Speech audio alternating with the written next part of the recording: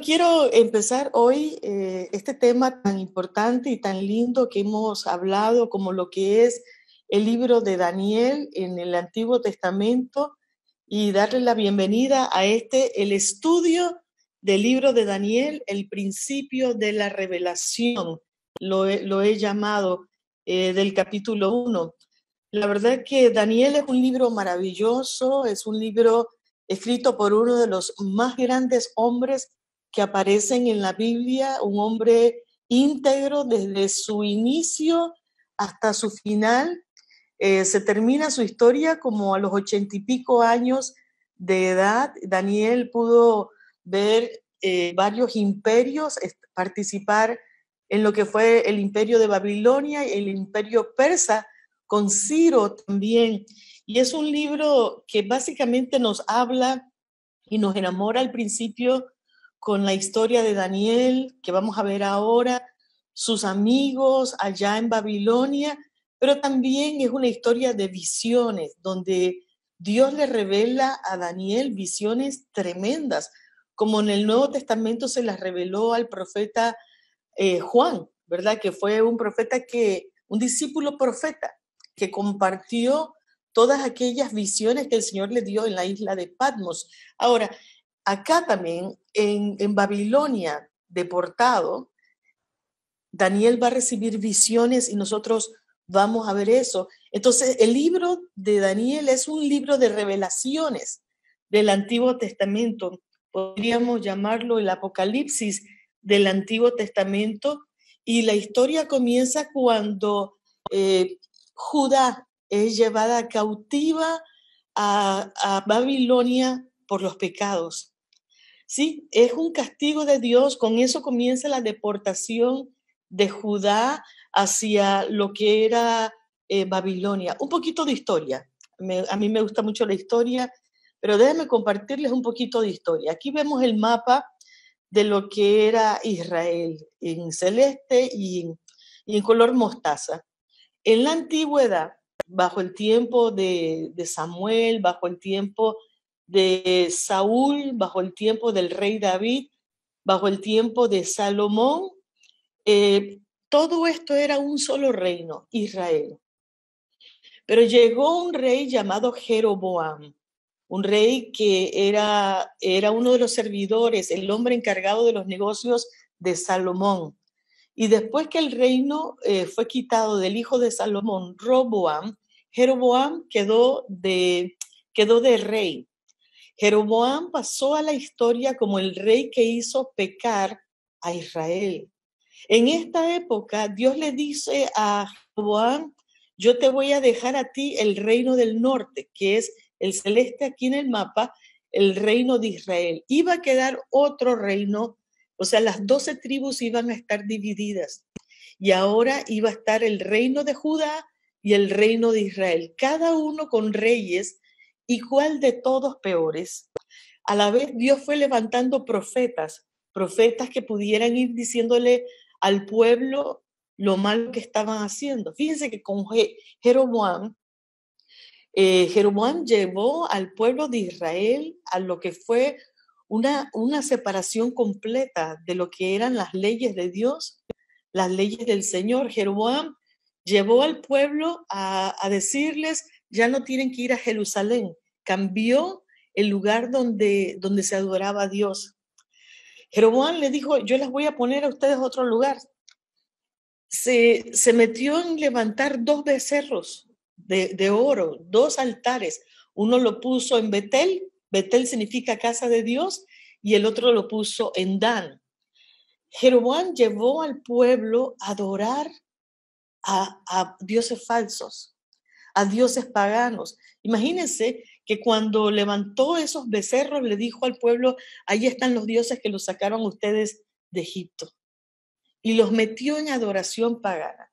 Después de Jeroboam vinieron una serie de reyes, cada uno de ellos en el norte haciendo maldades, todo en contra de Dios. Hubo reyes que sacrificaron hasta sus hijos, imagínense, ponían al pueblo y tomaban y los sacrificaban a dioses paganos. Hubo reyes que empezaron a adorar a Baal. y a cada uno de los reyes paganos que estaban en las naciones vecinas. También hubo profetas como Jeremías. Jeremías profetizó para Judá. Hubo profetas como Elías, ustedes se acuerdan de Elías, ¿verdad? El profeta Elías. Elías profetizó para el reino de Israel, o sea, para el del norte. Hubo profetas que le hablaron, por ejemplo, Elías le habló a Acab, no siga, y a Jezabel, no sigan levantando adoración para dioses paganos. Ezequiel estaba hablando a lo que era el reino sur, o sea, el reino de Judá. Y hubo profetas, uno tras otro, que empezaron a decirle al pueblo de Dios y a los gobernantes, vuelvan a Dios. Sin embargo, por la desobediencia de Israel, del reino del norte, Dios los entregó a cautiverio y fueron llevados a Nínive, y Samaria, que fue la capital del reino del norte, fue destruida. El reino del sur, el que vamos a ver ahora, donde estaba Judá, igualmente este reino del sur también se separaron de Dios. Hay un pasaje en Primero de Reyes, capítulo 11, versículo 33, que dice, Primero de Reyes 11:33, que dice, me dejaron a mí y adoraron a Astarot, la diosa de los sidonios, a Chemos, el dios de Moab, y a Moloch. Y Dios les envió castigo entonces, porque no le hicieron caso a las advertencias que el Señor daba. Judá también tuvo el mismo problema, y Dios también les mandó a Judá profetas. Por ejemplo, Judá, ahora lo que vamos a ver en el libro de Daniel, Judá y su capital, Jerusalén, fueron sitiadas por los babilonios y conquistada por los babilonios y destruida completamente en dos diferentes épocas. Vamos a leer entonces con ese contexto ahí, viendo todo lo que estaba pasando. Vamos a leer Daniel capítulo 1.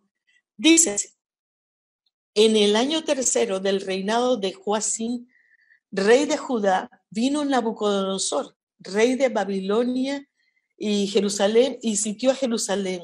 Y el Señor entregó en sus manos a Joacim, rey de Judá, y él se llevó parte de los utensilios de la casa de Dios y los trajo a la tierra de él, Sinar. Sinar en la tierra de Babilonia. Dice, y a la casa de su Dios, y metió los utensilios de Jehová, los utensilios que había hecho Salomón para Dios, los metió en la casa de su Dios y lo metió en la casa del tesoro de su Dios. Mire qué cosa más terrible esto que estamos viendo nosotros. Hay algo terrible, y aquí lo que es interesante es que la Biblia dice que Dios envió a Nabucodonosor para castigar al pueblo. El pueblo no hacía caso, los reyes no hacían caso. Jeremías profetizaba, no le hacían caso. Nosotros a través de toda la historia de la Biblia vemos que hubo hombres como Habacuc, Sofonías, Joel, todos profetizaron, cuidado tierra, cuidado pueblos, pero no hicieron caso. Y entonces, si uno lee Jeremías, uno sabe que hasta lo metieron preso, porque decían, tú estás profetizando cosas que no son. Entonces, vamos a leer algunas referencias bíblicas, porque cuando uno lee la Biblia no la puede leer solo. La Biblia tiene referencias bíblicas. Por ejemplo, la historia de los reyes de Israel y de Judá aparecen en el libro de Reyes y aparecen también en Crónicas. Pero vamos a ver lo que dice Segundo de Reyes 23:37, referente a ese rey Joacim, que hizo lo malo ante los ojos de Jehová, conforme a todas las cosas que también sus padres habían hecho. También aparece en Segunda de Reyes 24:1, y en su tiempo dice que subió en campaña Nabucodonosor, rey de Babilonia, y Joacim vino a ser su siervo por 3 años, pero luego se volvió rebelde contra él. La palabra sigue diciendo que él se buscó otras personas para ayudarlo, pero lo quitaron. Joaquín, en 2 de Reyes 24:8, Joaquín es hijo de Joacim. Dice que de 18 años era Joaquín cuando comenzó a reinar en Jerusalén y reinó 3 meses. En aquel tiempo subieron contra Jerusalén los siervos de Nabucodonosor, rey de Babilonia, y la ciudad fue sitiada. Esta es la primera vez que la ciudad es sitiada. Llevó cautivo, versículo 14, a todos los príncipes, a todos los hombres valientes. Miren lo que yo les he subrayado ahí. Dice, los llevó hasta 10,000 hombres. Se los llevó cautivo a los artesanos y a los herreros. No quedó nadie. Pero la Biblia dice, excepto los pobres de la tierra. O sea, solamente dejaron a la gente que no tenía estudios, a las personas que no estaban preparadas, a la gente que labraba la tierra, eran los únicos, pero los nobles, que ahí es donde entra Daniel, los nobles son llevados cautivos a Babilonia. Todos los hijos de los príncipes de Judá son llevados cautivos a Babilonia. Toda persona que tenía algún linaje real fue llevado a Babilonia cautivo. Esta fue la primera vez que fue sitiada. Después, no lo vamos a ver aquí, pero después se pone otro rey, Sedequías, y entonces, como no le hace caso, viene Nabucodonosor e incendia completamente Jerusalén. Jerusalén era una ciudad que todavía aún así seguía pagana, con la mezcolanza de la adoración a diferentes dioses, pero Dios pues le dio a ellos su pago. Miren, esto es tremendo. Yo quiero enseñarles en el mapa que tengo aquí una ubicación más o menos de lo que sería Babilonia. Babilonia está en el área de lo que hoy pudiéramos llamar Irak. Dicen que estaba ubicada como 90 y pico de kilómetros de lo que hoy sería Bagdad. Y estaba cerca del río Éufrates y el Tigris. Ahí estaba el área de Babilonia. Ellos tenían diferentes dioses, tenían a Marduk, a Ishtar, tenían a Bel. Babilonia era una ciudad grandísima, tenía cientos de hectáreas. Dice que se cree que tenía más de 500,000 habitantes. Era un imperio antiquísimo. Nosotros hemos leído la historia del tiempo de Hammurabi, ¿verdad? Y ahí está entonces cuando los judíos, los de Judá, son deportados y llevados a Babilonia. Entre ellos, nuestro querido Daniel. Vamos a ver algunos de los significados de los nombres que quiero compartirles a ustedes. Por ejemplo, el rey Joacim. El nombre significa Jehová se levanta. Es interesante, ¿no? Tenían nombres de Jehová, pero no hacían honor a Dios. Nabucodonosor, el nombre significa que Nebo proteja la corona. Babilonia, llamado Babil o Babilim, se dice que su significado era puerta de Dios o puerta de los dioses. Babilonia también se representa con Babel. ¿Ustedes se acuerdan? Babel. Y no voy a entrar en mucho detalle referente a lo que yo creo de la Torre de Babel, pero pareciera que allí había algo espiritual porque también el primer hombre y la creación de Dios del libro de Génesis está en ese área. Es un área, fíjense, de mucho interés para los demonios, es un área de mucho conflicto hasta el día de hoy, es un área que está constantemente en guerra. Y esto es algo que nosotros podemos ver y está muy interesante ese tema. Yo no sé mucho de conquistas. Sé que tiene que haber algo, manuales para los países, a los políticos, aún de nuestros días, que les enseñen cómo ganarse el corazón de los seguidores, cómo tocar las cuerdas para que la gente lo siga.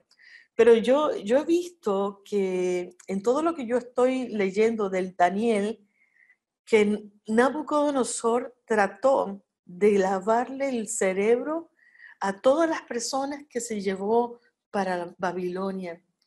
Trató de influirlos de tal manera que ellos adoptasen la costumbre de la gente de Babilonia y se olvidaran de su Dios. Mire, el versículo 3 dice, escoge a príncipes, el versículo 4 y con exigencias especiales. Mire conmigo esto, versículo 3. Y dijo el rey Aspenaz, jefe de los eunucos, que trajese de los hijos de Israel, del linaje real de los príncipes, muchachos en quienes no hubiera tacha alguna, de buen parecer, enseñados en toda sabiduría, sabios en ciencia y de buen entendimiento, idóneos para estar en el palacio del rey. Esto es interesante, porque era lo que él estaba haciendo. Yo quiero que usted vea lo que él quería. Quería príncipes, quería hombres valientes, se fijó en los artesanos, en los que tenían algún tipo de facilidades, de artes para hacer.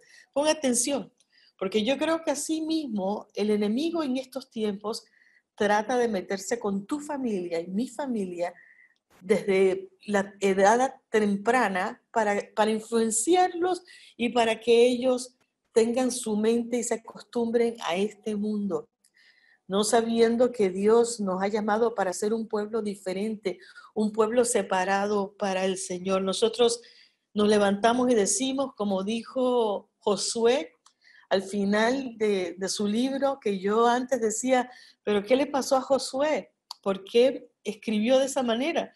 Porque Josué escribió cuando ya se estaba despidiendo de su pueblo y ya les decía que ya él estaba viejo. Él les dijo, yo y mi casa serviremos a Jehová. Yo y mi casa. Y uno diría, pero ¿por qué se pone primero yo si gramaticalmente eso no está bien? En realidad es para hacer el énfasis que todo tiene que empezar con nosotros. El deseo de no contaminarnos, el deseo de estar con Dios tiene que empezar contigo y tiene que empezar conmigo también. A mí me parece estar escuchando al enemigo diciendo, tráiganme a los mejores, tráiganme a aquellos que sus padres los han dedicado al Señor, tráiganme a aquellos que están con deseos de servir a Dios, que yo les voy a lavar el cerebro, voy a trabajar en ellos, los voy a cambiar y los voy a tener para mí. Interesante. Eso es algo terrible. Había una conquista psicológica, lo he llamado así, la conquista psicológica. Querían que tuvieran una integración social, moral, para cambiarles el chip. La conquista psicológica. ¿Qué quiso hacer? Y uno puede estudiar a Nabucodonosor y ver todo lo que este rey se propuso. Mire, saqué 5 puntos. Uno, el primero, alejarlos de su tierra.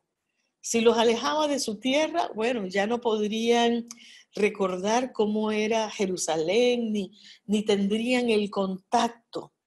Tendrían otra panorámica, los cargarían, hago paréntesis, el mismo pensamiento que tuvo Faraón con el pueblo de Dios.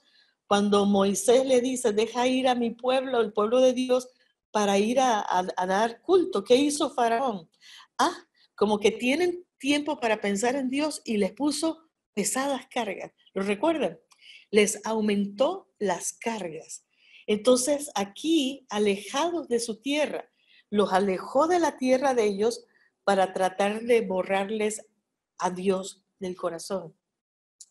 A estos jóvenes, por ejemplo, los que tuvo en su palacio, los separó de su familia, los aisló.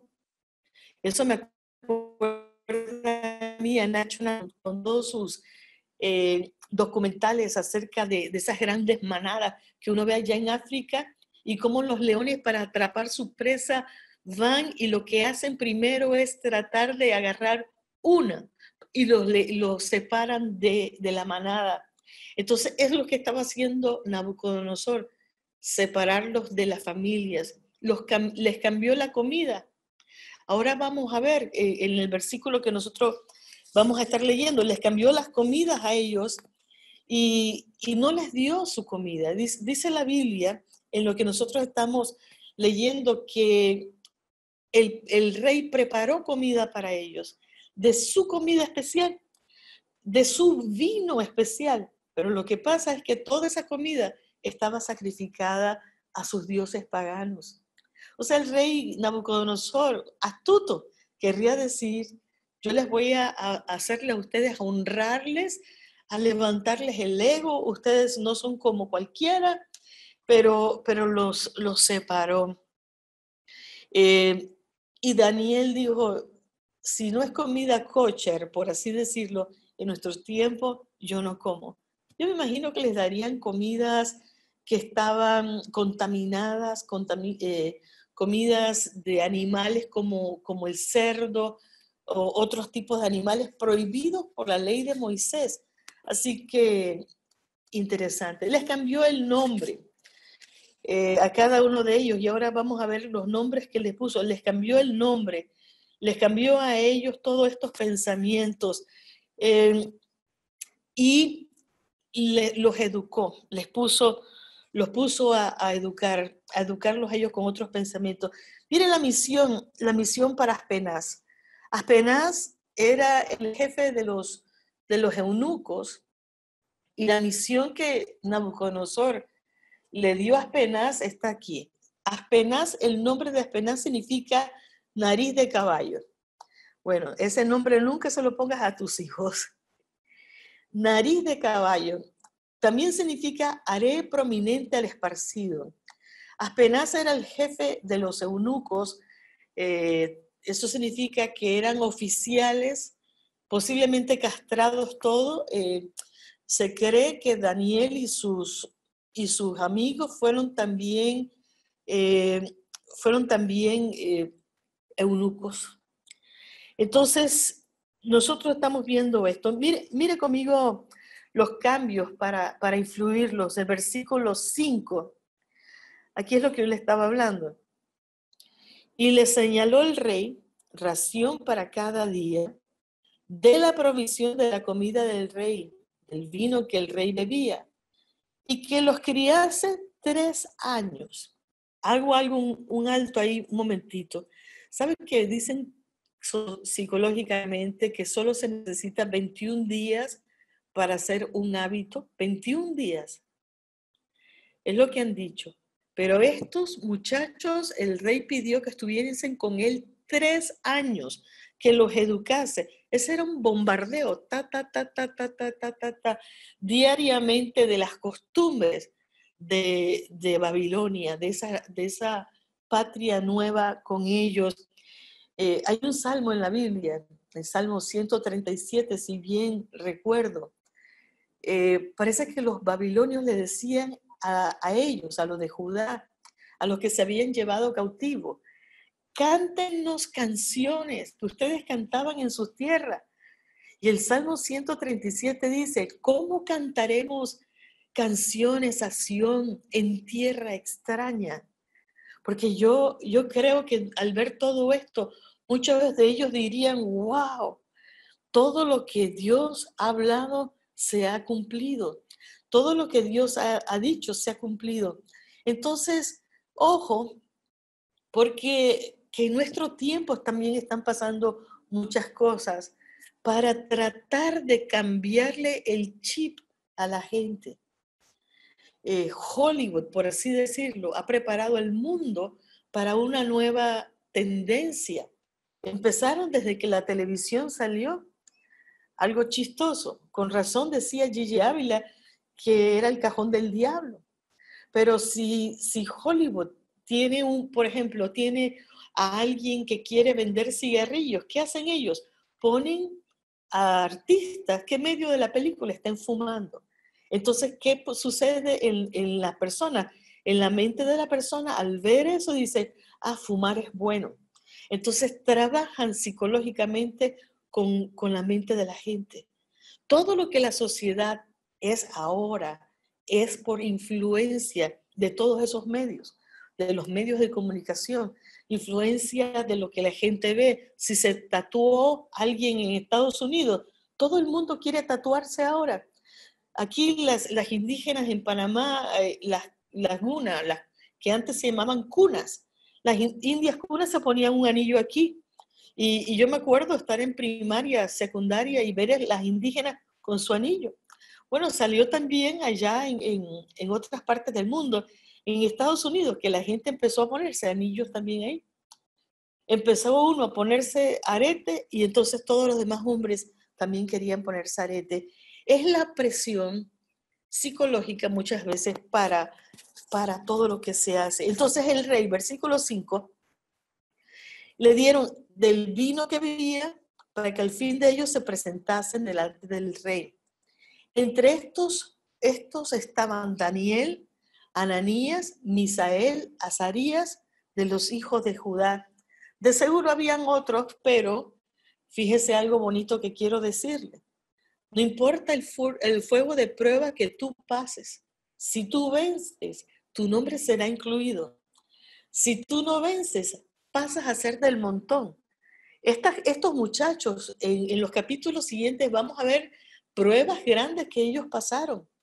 Pero el nombre de ellos aparece en el libro de Daniel por fieles. Por fieles. Los demás nadie se acuerda ni quiénes serían, porque Dios se fija en los que le son fieles. Amén. Dice, a estos el jefe de los eunucos puso nombres. Puso a Daniel, lo llamó Belsasar. A Ananías lo llamó Sadrach. A Misael lo llamó Mesac. Y a Azarías lo llamó Abednego. Interesante, ¿verdad?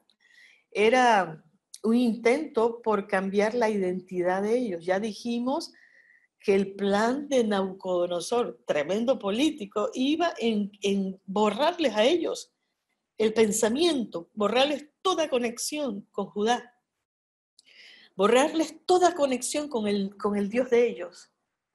Entonces, ¿qué tenía que hacer? Ya les había tratado de cambiarles la comida. Hubo quizás muchos de ellos de Judá que dijeron, ¿qué importa? Vamos a comer la comida sacrificada, ¿eso qué importa? ¿Qué importa que comamos lo que a Dios no le agrada? ¿Qué importa? Pero a estos hombres sí les importó. Mire, intento por cambiar la identidad. Daniel, el nombre de él que le habían dado en Judá significaba Dios es mi juez. El nombre de Belsasar, al nombre que le cambiaron a él, le cambiaron el nombre a el príncipe de Bel, o sea, un demonio. Le pusieron un nombre de los dioses paganos. Terrible, qué ofensa, cuando le llamaban Belsasar. Pero él siempre se llamó Daniel. No importa lo que la gente te diga, si la gente te pone apodos a ti, lo más importante es qué es lo que Dios dice de ti. Amén. ¿Qué es lo que Dios dice de ti? Ananías, uno de los amigos de Daniel, su nombre significaba amado del Señor. Y le cambiaron el nombre a Sadrach. Sadrach significa iluminado por el Dios Sol, imagínense ustedes. Misael era otro de los nombres. Mire qué nombre más bonito, Misael. ¿Qué significaba Misael? El nombre que le pusieron allá en Jerusalén. El nombre era ¿quién es como Dios? Y le cambiaron, acá en Babilonia, le cambiaron el nombre a Mesac, que era ¿quién es como Venus?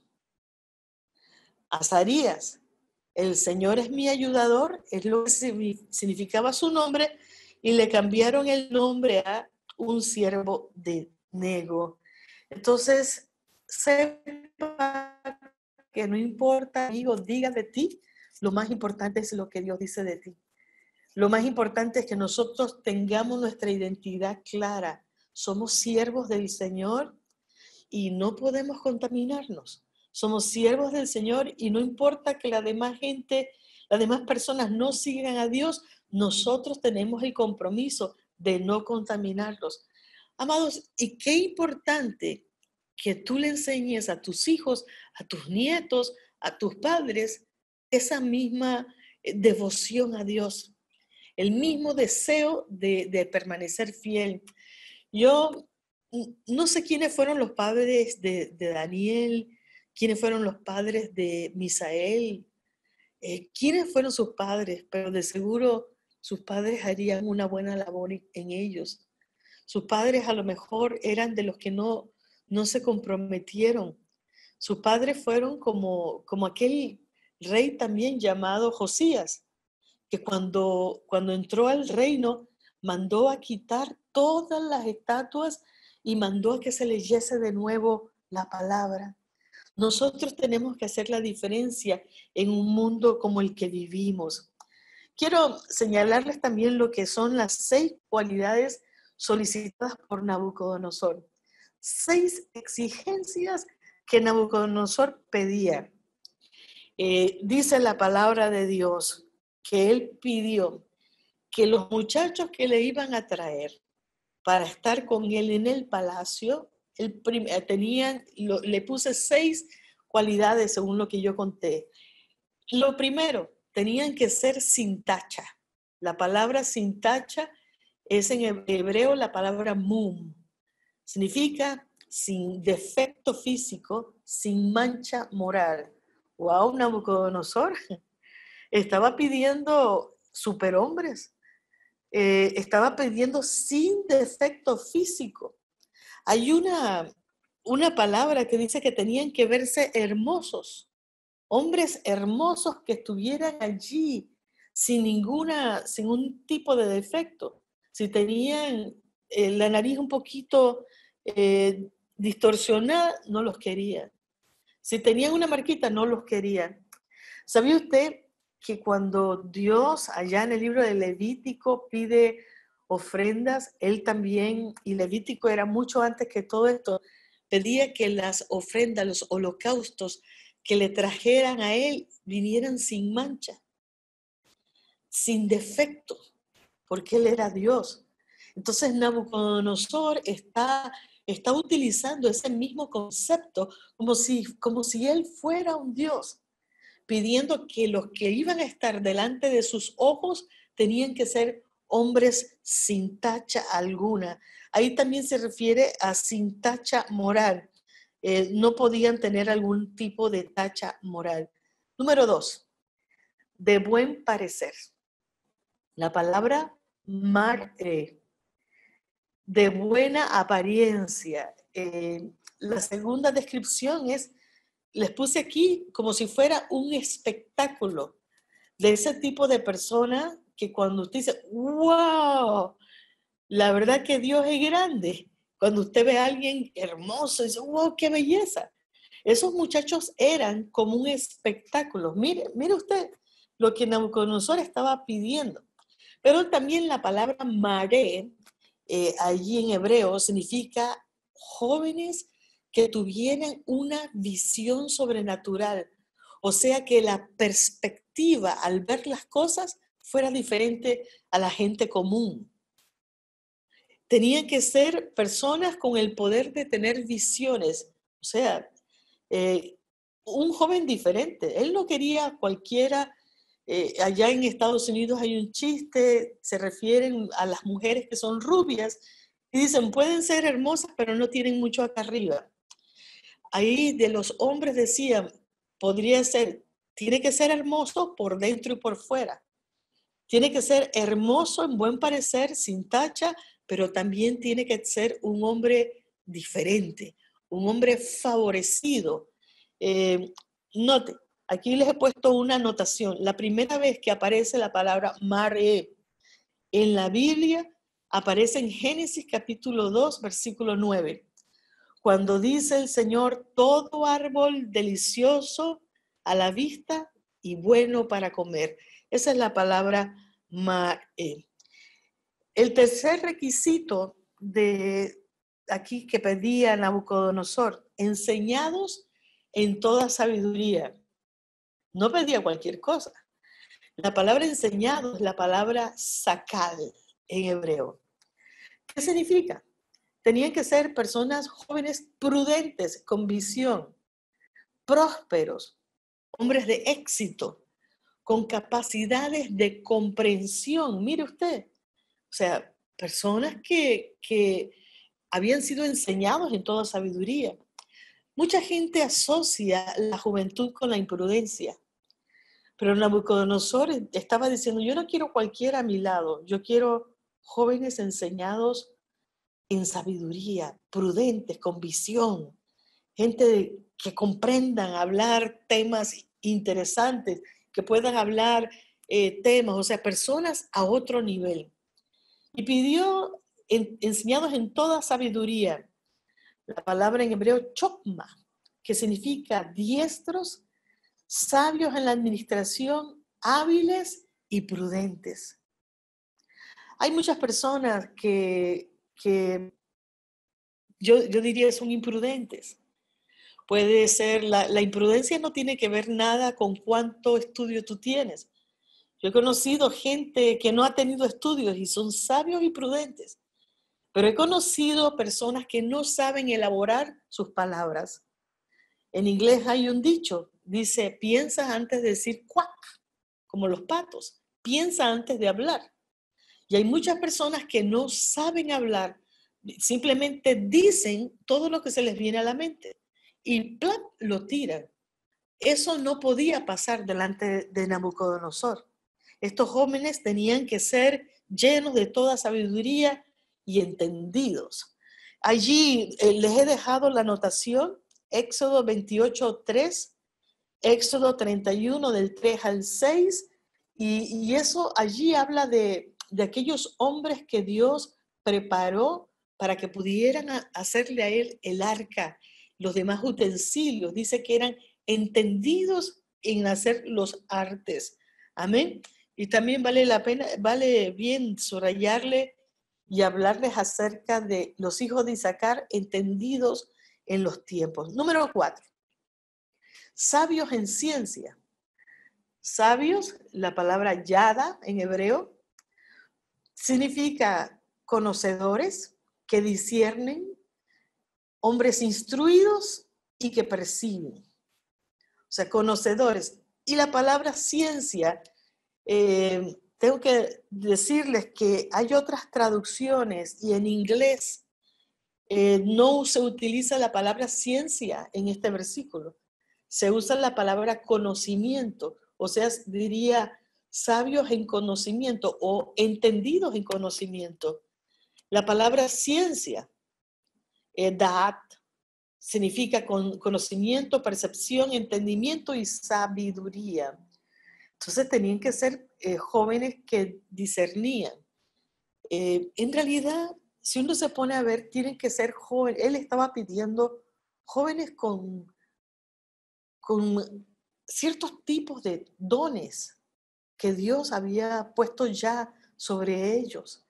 Dones que se podían manifestar en la vida de ellos, en las capacidades. Cuán importante, y abro paréntesis, es que nosotros digamos, Señor, dame sabiduría, dame sabiduría.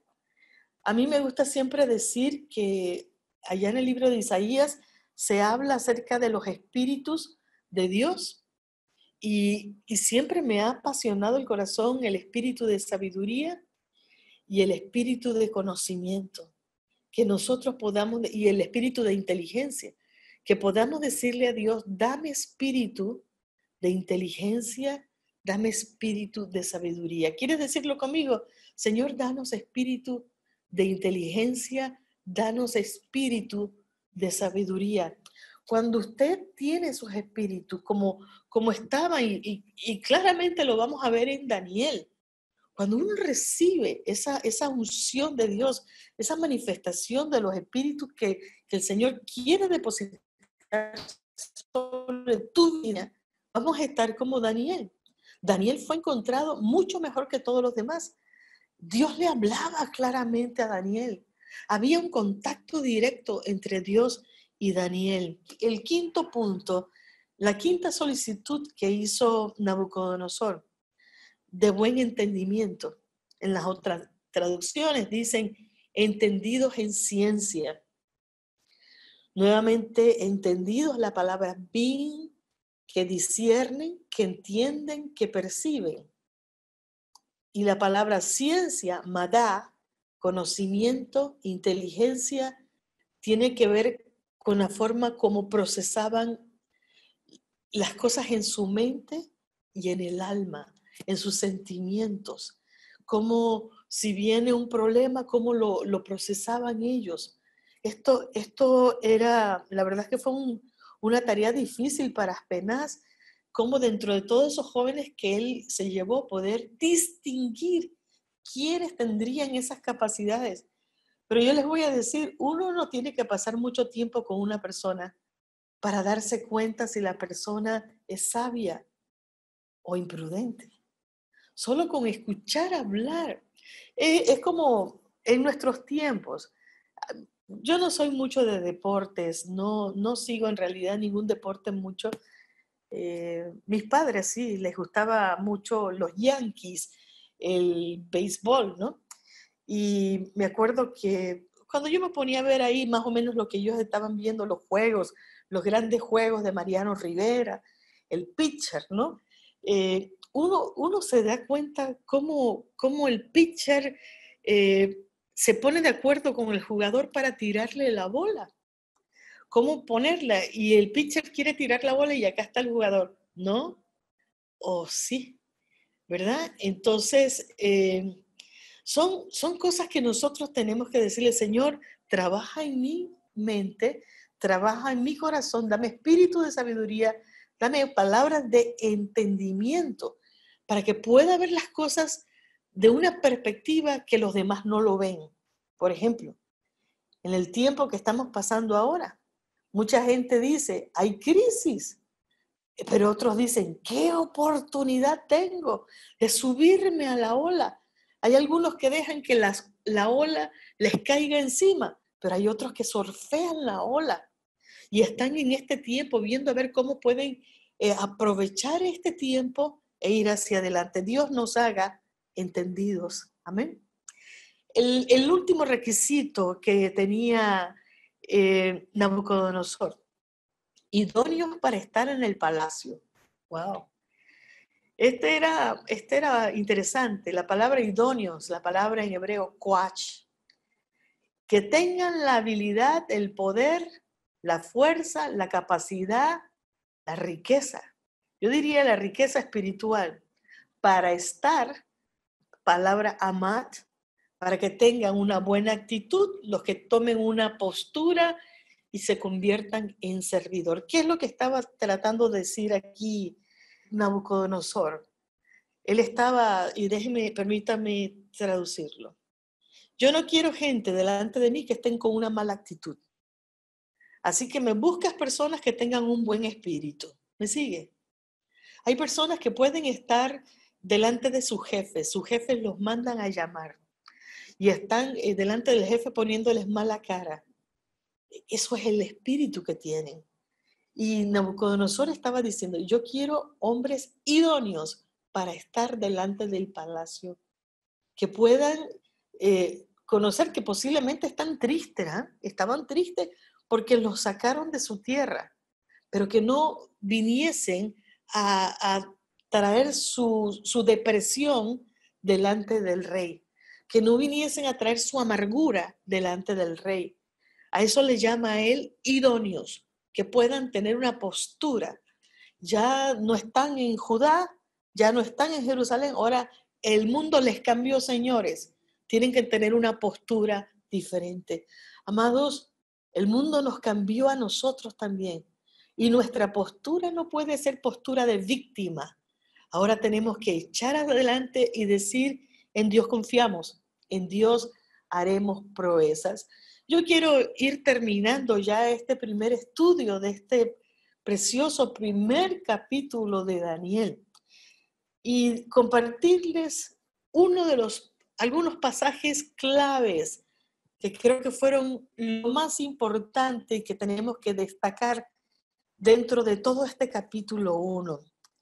El versículo 8, que dice, Y Daniel propuso en su corazón no contaminarse. Vea la palabra propuso. La palabra propuso, se determinó a no contaminarse. Estoy en Babilonia, no puedo cambiarlo, pero Babilonia no estará dentro de mí. Estoy en Babilonia, no puedo cambiarlo, pero no me van a cambiar mi fe. Durante toda su vida, desde aquí, no sé, en capítulo 1 tendría 18 años, 17, hasta los 80 y puf de años que tuvo Daniel sirviendo en palacio. Daniel nunca se contaminó.